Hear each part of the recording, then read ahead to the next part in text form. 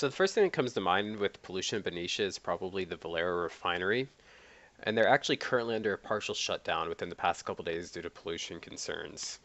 Over the years, they've had multiple pollution-related fines, and one example I found was that in 2016 they dumped around 1 million gallons of wastewater into the Sassoon Bay and Carquinez Strait, and it was around a $200,000 fine that they got for that.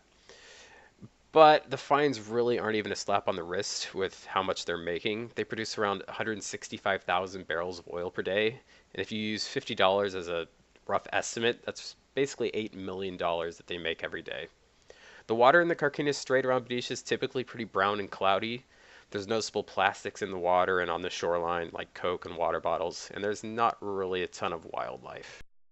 So Benicia is a pretty old town, so I expected to find a lot of older, like kind of rundown buildings.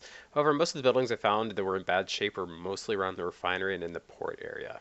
There were some various derelict buildings scattered around the town, but not many as a whole.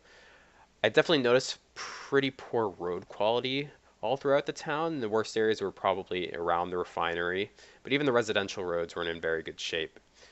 As far as safety goes, I really didn't see any evidence of crime or gang activity while I was there, and at no point did I feel like I was in any danger.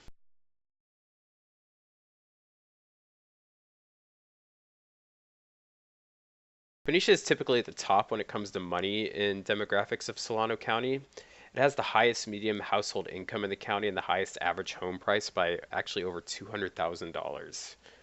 Most of the cities in Solano County are around 450,000, so it's substantially higher. Most of the homes are larger, and you actually even have a yacht club, which is not something you're going to see in every city. You have lots of people walking around. Typically, they appear to be older, at least in their 40s, and the most prominent race was white. However, you saw people from other racial backgrounds as well.